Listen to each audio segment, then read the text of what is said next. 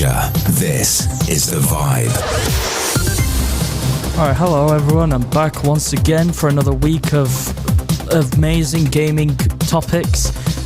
This is now best known as Kelton's Gaming Pad, so please welcome you guys to Kelton's Gaming Pad. Sorry, I messed up that complete intro. I wasn't prepared for this. There was like a playlist going on, and then like my whole brain exploded because I didn't know what to do. So I sincerely apologize for keeping you all waiting. I start an hour early now with move schedules, just because I do like to go over a little bit, and there is now a new sports section at 2:00, and I didn't want to inflict with their schedule. So I just moved over. I'm nice and polite. Anyway. So this week, not a lot has happened. Later today, the Game Awards nominees will be live. Thank you, Jeff Keighley, for doing that at 5:00, which means that I can't publicly talk about them on the radio until next week. So we'll discuss all about that next week. All right. I'm feeling a bit, I'm feeling calm now. I'm feeling much more happier. Let's start off with Elon Musk, once again, just like last week. Twitter added an official check mark. Basically, what would happen is verified accounts would still have the verified tick, or the unverified tick if you're one of those amazing Twitter Blue subscribers.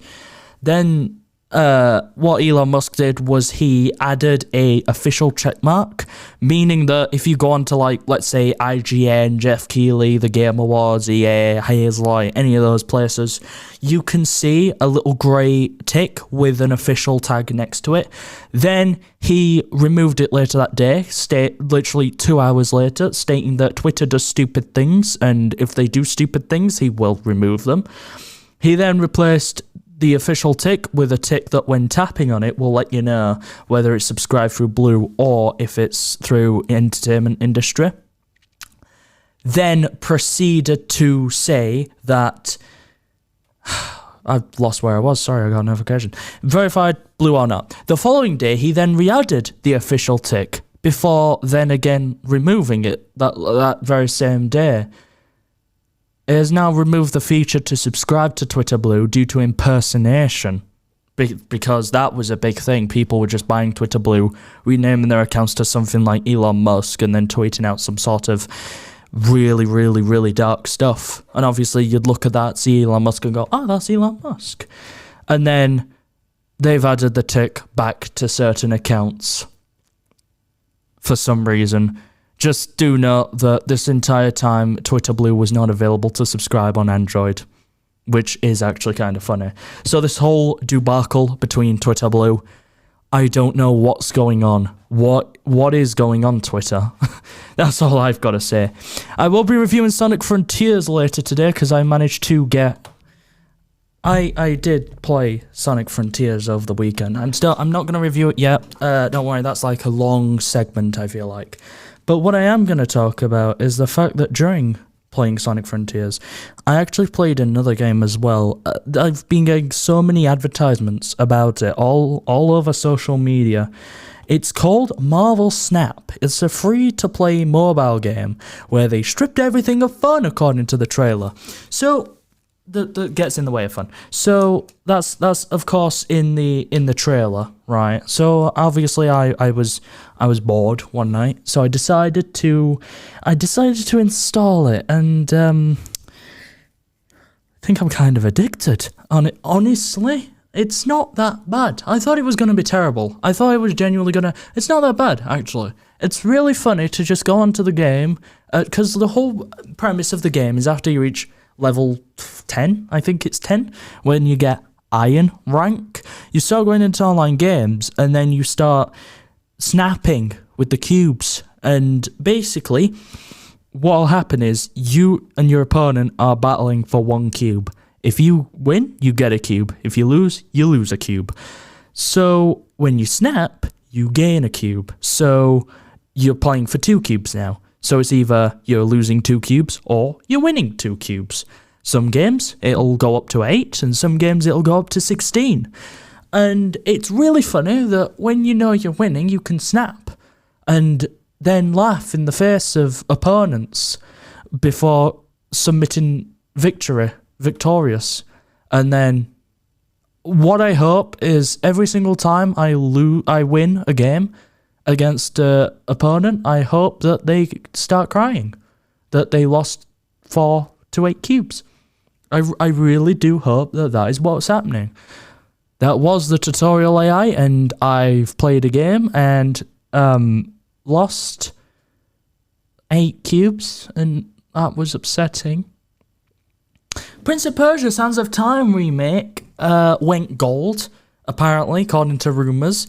But now, despite rumours of the games going gold and achievement list leaking about a month ago, Ubisoft has cancelled all the pre-orders for Prince of Persia The Sands of Time remake.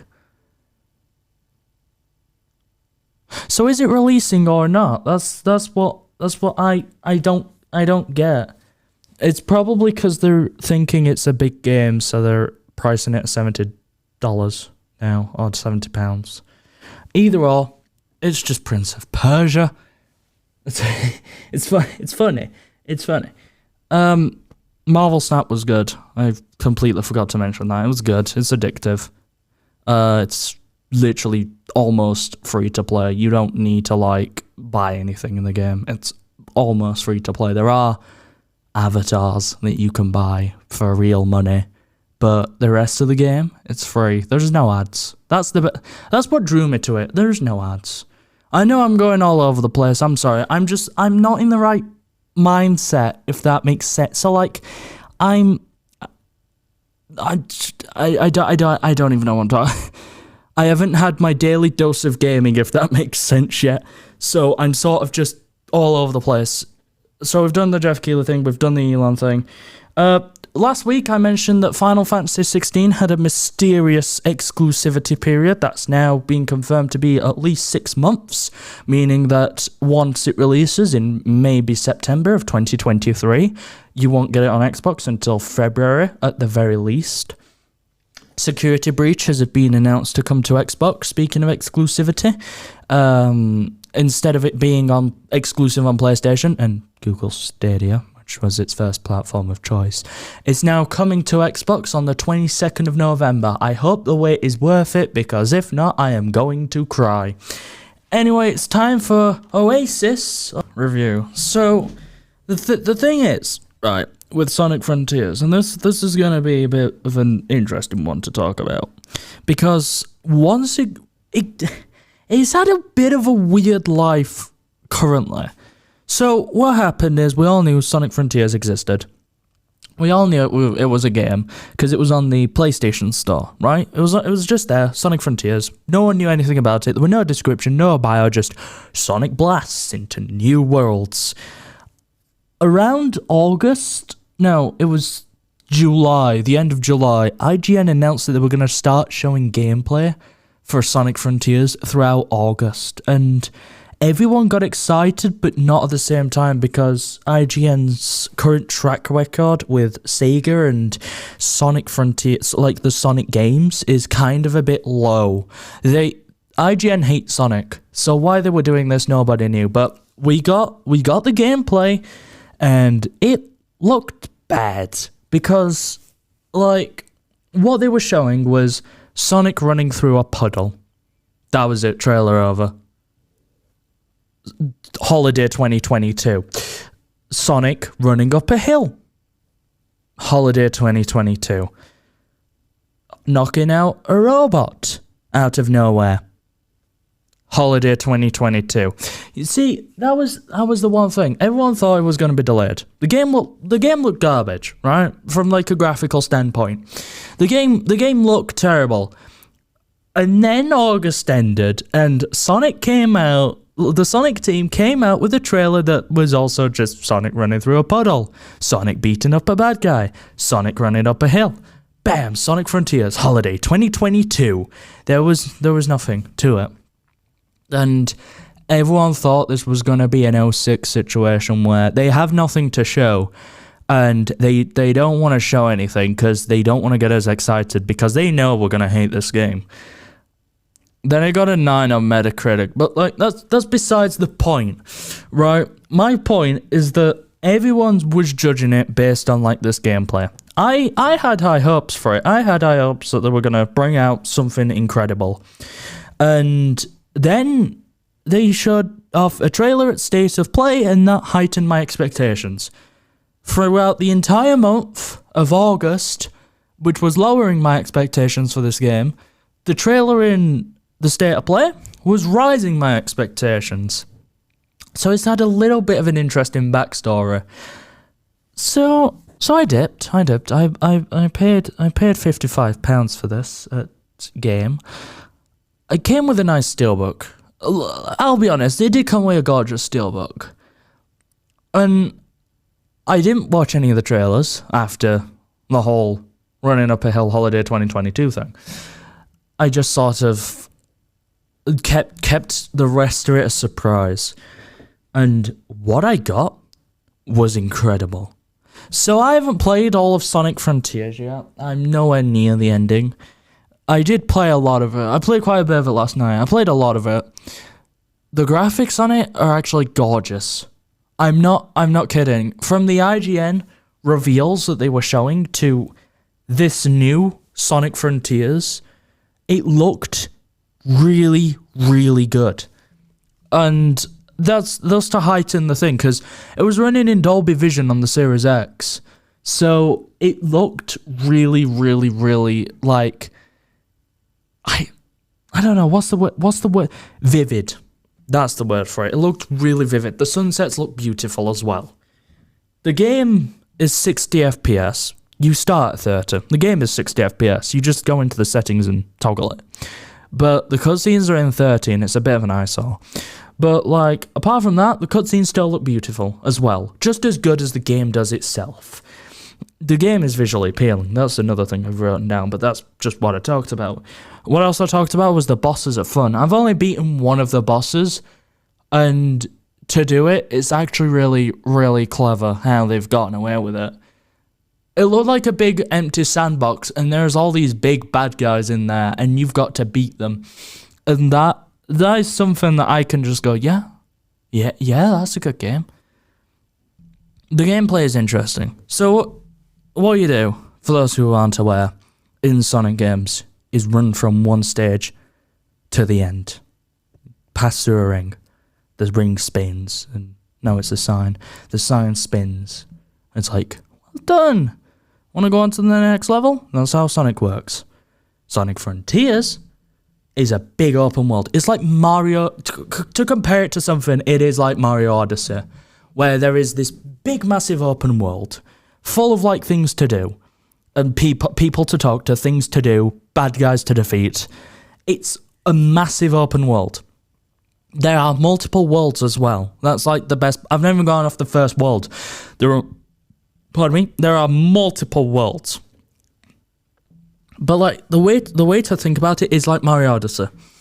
So that's the gameplay. But instead of it being like Mario Odyssey, where you go from one world to the next, you actually collect gears to go to, like, these pillars. I think they were pillars? I don't know. I just spent most of my time looking around because it was so cool. And it's so fun to collect things too. But you go to these pin things and pillar things, and you put these gears into a thing, and it opens up this portal where you run through Sonic levels in 3D, just like Sonic Generations, which is actually really fun to do. I can't believe it's actually really good. And then I put the combat is fun, because the combat is fun. I defeated a few bosses, but that wasn't really combat. What I mean is, like, those little ones, like the towers. You punch them. You just keep bang, bang, bang. And then they fall down, and then you do it again. But that is fun. This isn't what Sonic usually is, but ignoring that the blue blur is there makes it even better. And then on top of that, Sonic's drawing system is funny. You can draw in decent imagery using Sonic's drawing thing. I forgot I think it's called a cycle dash or something like that. But you can draw in decent imagery, and it's funny. What do I give Sonic 06 though? Sonic 06 blows. I didn't mean to mention that. I apologize to all the Sonic fans out there. But Frontiers? Frontiers is a no 6. I do apologize for that really long segment, but I feel like that now I've gotten it all off my chest. I'm gonna go home and play it tonight, but I do highly, like, you know, out of like a review standpoint, I'd give it like a 10. Maybe a 9.5, depending on how the game story actually rolls. But like, currently so far, it's there. It's on point. Anyway, now we are playing. I was just a bit all over the place, busy-headed. But you may have picked up on it, but I have given this this whole show a name. Kelton's gaming pad. It's pretty cool, actually. It wasn't me who came up with it, it was my mum. But like, so all credit goes to her for that. But I thought it was a nice name. So I want to talk about a few things I'm going to definitely do if I'm still here by the next year in December. We're going to do hot takeaways of the Game Awards, E3. We're going to do hot takeaways of Summer Game Fest, PlayStation State of Plays, Nintendo Directs, which we will do in just like 5 minutes, 10 minutes. Hot takeaways of the Xbox presentations and things like that. So we're doing a lot of hot takeaways, top 3, bottom 3, middle 3. You know, stuff like that. So, yeah, those are great to look forward to. Starting off with some more news topics, however, EA has shut down Project Cars and the Dirt franchise is no longer. Dirt franchise being now named EA Sports Rally, which is the same as FIFA this year, which won't be called FIFA 24, but will rather be called EA Sports FC. Interesting. Then, a paid expansion for Call of Duty Modern Warfare 2 is predicted to launch sometime in the year 2023. It is expected to be equivalent to a full premium release. They also stated that this story DLC will be bundled with a DLC map pack. So, that's pretty interesting. Speaking of Modern Warfare 2, we now have a size for Warzone 2, which is the next big step in Warzone stuff. It's been reported that Warzone 2 is 115 gigabytes just on its own. And if you install that alongside your beautiful, precious copy of Call of Duty Modern Warfare 2, you're looking at 235 gigabytes, which is insane because most of us don't even have that storage with everything that stays in there. Kojima's new game, Overdose, has had screenshots leaked on Discord. I haven't seen these screenshots, they've been taken down. But if y'all happen to come across them, you might be looking at Hideo Kojima's brand new game. Also, GTA 6 has been shown to have a new menu, sort of. So you've got 11 player actions in GTA 6. This is leaked. I probably shouldn't be talking about this, because otherwise the Rozzers are going to come after me. They won't do. But there is a cover mode, a crouch, a prone, a downed self-revive, a downed suicide, switch side, melee grapple, buddy comms, look behind, surrender, and buddy ping. Which sounds to me like GTA 6 is going to be really realistic, if that makes sense. It's gonna blow Red Dead Redemption 2 out of the park, in my personal honest opinion, is what we're looking at. Alright, and before I go today, let's talk about the Nintendo Indie World presentation that happened just last week. We have a few new announcements, so what we're gonna do is we're gonna present Kelton's top 3, bottom 3, middle 3.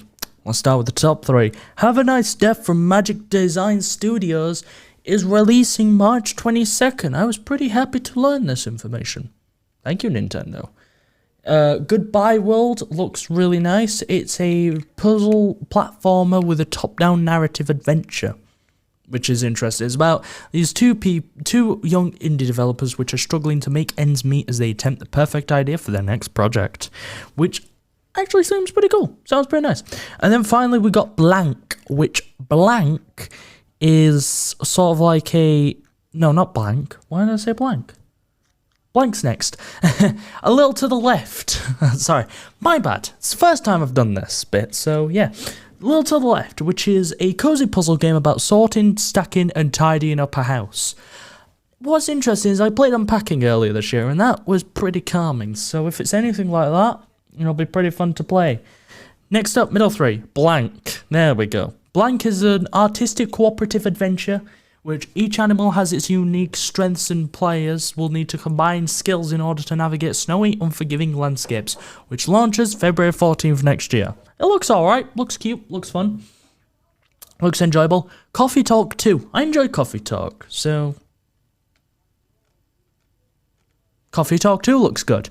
AKA, which is a small open world game, looks kind of cool. It's got cute characters. Again, this is the Switch, so of course you've got full of them. And that's coming to Switch on the 15th of December, so looks fun. Anyway, then we got the bottom three, which is Once Upon a Gesture.